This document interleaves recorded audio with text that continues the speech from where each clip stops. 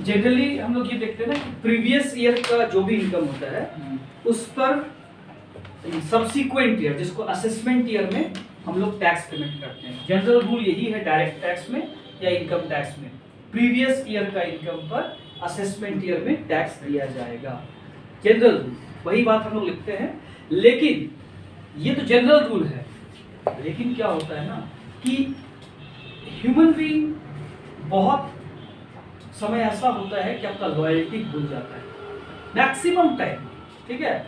जन्मता है तब वो लॉयल रहता है, ठीक है, लेकिन जैसे जैसे बड़ा होते जाता है एनवायरनमेंट के कारण वो लॉयल्टी में उसका कमी आते जाता है, बहुत कम परसेंटेज ही लॉयल हो सकता है। तो इसी को ध्यान रखते हुए गवर्नमेंट ऑफ इंडिया क्या कहती है कि भाई देखो, हमको अपने जितने भी लोग यहाँ पर रह रहे हैं कंट्री में सब पर विश्वास है, लेकिन देखो विश्वास से देश नहीं चलता है। वो एक क्राइटेरिया है, हमको पैसा भी चाहिए, आप लोगों के लिए ही पैसा चाहिए, ठीक है, जो आप पर ही खर्च किया जाएगा। तो इस केस में बोला गया कि जनरल रूल जो है वो हम लोग फॉलो करेंगे कि प्रीवियस ईयर का इनकम जो भी आप कमाते हैं उस पर असेसमेंट ईयर में टैक्स देने का।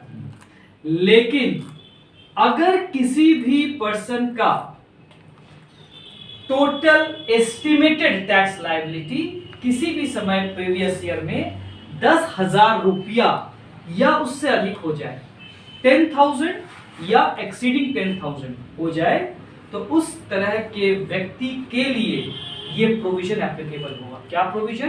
कि उसको प्रीवियस ईयर में ही अपना टैक्स देना होगा।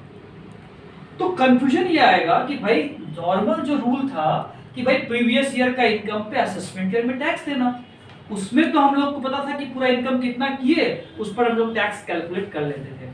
लेकिन अगर मान लीजिए गवर्नमेंट की कही भी बात को हम लोग मानते हैं कि प्रीवियस ईयर में ही टैक्स देंगे, तो इनकम कैसे डिटरमाइन करेंगे?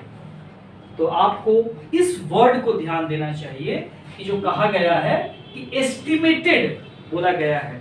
तो क्या होता है ना कि आदमी जब कमाता है तो उसको अंदाजा हो जाता है कि भाई वो राउंड अबाउट कितना कमाएगा, एग्जैक्ट कितना कमाएगा ये नहीं बता सकते हैं, लेकिन एस्टिमेट कर सकता है। इसीलिए लॉ मेकर्स ने और गवर्नमेंट ने कहा है कि आप अपने इनकम का एस्टिमेशन कीजिए कि आप पूरे साल भर में कितना कमाएंगे, और अगर जो आप कमाते हैं, ठीक है, उस पर जो टैक्स कंप्यूट करेंगे वो 10,000 रुपया या उससे अधिक हो जाए, तो उस केस में आपसे निवेदन रहेगा कि आप प्रीवियस ईयर में ही उस टैक्स को डिस्चार्ज करेंगे, प्रीवियस ईयर में। तो भाई किसी के पॉकेट से जब पैसा निकलता है तो बहुत कष्ट होता है उसको, तो झुंझुला के पूछेगा, लेकिन लॉ मेकर्स ने बनाया है तो आपको मानना ही पड़ेगा। तो इसीलिए फिर लॉ मेकर्स ने बोला घबराइए मत, आपसे हम जो पैसा लेंगे टैक्स के रूप में एक बार में नहीं लेंगे, हम आप लोग को कुछ रिलैक्सेशन देंगे। और इसी चीज को ध्यान रखते हुए कुछ शेड्यूल बनाया गया है जो हम लोग को पता रहना चाहिए, ठीक है। तो एडवांस क्यों बोला गया समझ में आ गया ना, क्योंकि नॉर्मली हम लोग कोई भी चीज कंप्लीट होने के बाद पेमेंट करते हैं, अगर पहले ही पेमेंट हो रहा है इसलिए उसको एडवांस कहा जा रहा है। तो शेड्यूल क्या रहेगा? तो शेड्यूल दिया गया है कि इसको क्वार्टरली बेसिस पे पेमेंट किया जाएगा। जो भी आपका एडवांस टैक्स का अमाउंट है it will be discharged on quarterly basis. साल में 4 क्वार्टर, साल मतलब यहाँ हम लोग फाइनेंशियल ईयर लेंगे, beginning from 1 April ending on 31 मार्च। तो पहला क्वार्टर होता है जून क्वार्टर, सितंबर क्वार्टर दूसरा, दिसंबर क्वार्टर तीसरा, और मार्च क्वार्टर चौथा क्वार्टर।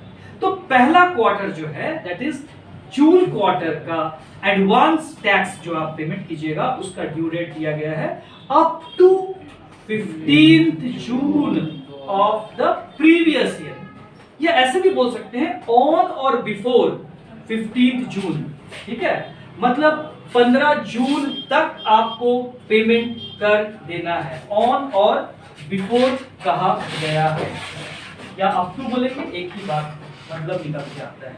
मतलब जरूरी नहीं है कि आपको 15 जून को ही पेमेंट करना है, 15 जून तक आप पेमेंट कर सकते हैं, ठीक है, करना लेकिन 15 जून तक का फर्स्ट क्वार्टर का।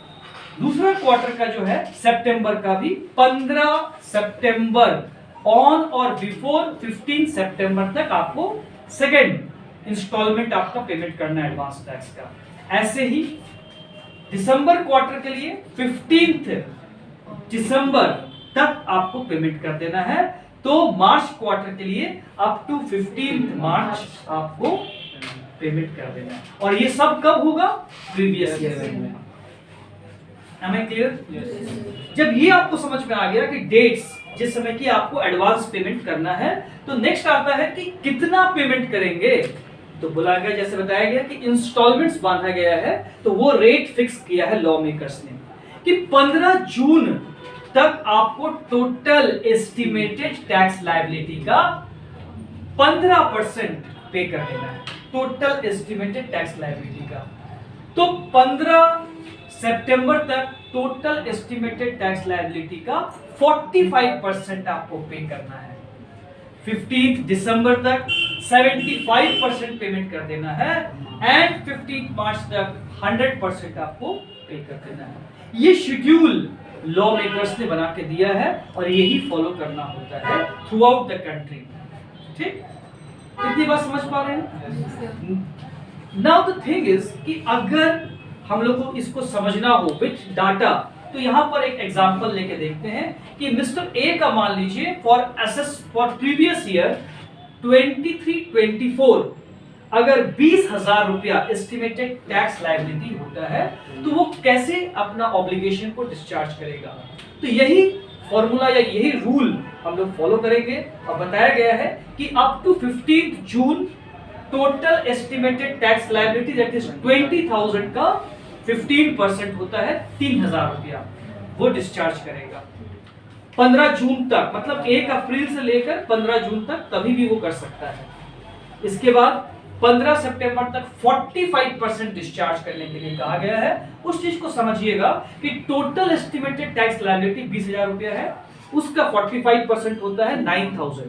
तो 9,000 आप नहीं दीजिएगा, 9,000 तक दे देना है। तो इसमें 3,000 तो ऑलरेडी आप दे चुके हैं, तो 9,000 में से 3,000 को आप लेस करके रिमेनिंग अमाउंट दैट इज 6,000 रुपया ही आप पे करेंगे।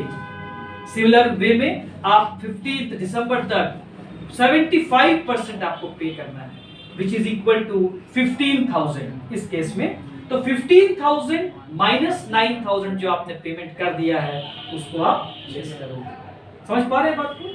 और फाइनली 15 मार्च को 100% पेमेंट कर देना है, दैट इज 20,000 पूरा पेमेंट करना है, जिसमें से कि 15,000 आप ऑलरेडी पेमेंट कर चुके हैं। तो 5,000 आपको और पेमेंट करना होगा। ये बात समझ पा रहे? मान लीजिए कि कभी कभी आपके दिमाग में आ सकता है बात कि सर जो हम लोग एस्टिमेट किए इनकम और टैक्स लायबिलिटी, बीच में हमारा इनकम तो बढ़ भी सकता है, तब क्या करेंगे? क्या वहीं पे रहेंगे? नहीं, आप जैसे जून में कुछ पेमेंट कर दिए, सितंबर में पेमेंट कर दिए, बाद में आपको अचानक से आपका इनकम बढ़ गया, तो लॉ कहता है कि आप रिवाइज कर सकते हैं अपना टैक्स लायबिलिटी को, रिकम्प्यूट कर सकते हैं, और जो बढ़ा हुआ अमाउंट है उस पर आप टैक्स डिस्चार्ज कर सकते हैं। समझ गए बात को?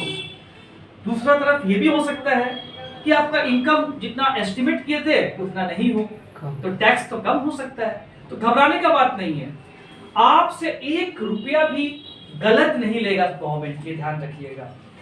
बोला कि आप पूरा टैक्स जो भी बनता है आप पेमेंट कर दीजिए, उसके बाद अपना जब रिटर्न ऑफ इनकम फाइल कीजिएगा तो जो आपका एडवांस टैक्स आपने दिया वहां दिखाना पड़ता है, और अगर आपने अधिक दे दिया है तो वो आपको रिफंड के रूप में वापस मिल जाएगा। Getting the point? The final thing कि भाई अगर हम टैक्स नहीं दे पाते हैं या नहीं देते हैं तो क्या होगा? तो बोला गया कि इसके लिए भी पेनाल्टी का प्रोविजंस है ना। सेक्शन 234B और 234C में इंटरेस्ट पेमेंट करने की बात कही गई है, जो आपको ध्यान रखना है, डिटेल में नहीं जाना है। 234B में आपको बताया गया है कि अगर आप 90% से कम 90% से कम एडवांस टैक्स पेमेंट करते हैं तो आपको जितना कम पेमेंट किया है उस पर 1% पर मंथ की रेट से इंटरेस्ट देना पड़ेगा। और 234C कहता है deferment in payment of advance tax. Deferment मतलब जितना परसेंटेज बताया गया है उससे कम आप अगर पेमेंट करते हैं तो जितना डिफरेंसेस है उस पर भी आपको 1% पर मंथ के हिसाब से इंटरेस्ट देना पड़ेगा। इसको आप डिटेल में इतना ही समझिए कि 234B और 234C के अकॉर्डिंगली आपको इंटरेस्ट का रूप में चार्ज किया जाएगा by the department on the amount that has not paid or short paid. Is it clear? तो ये है एडवांस टैक्स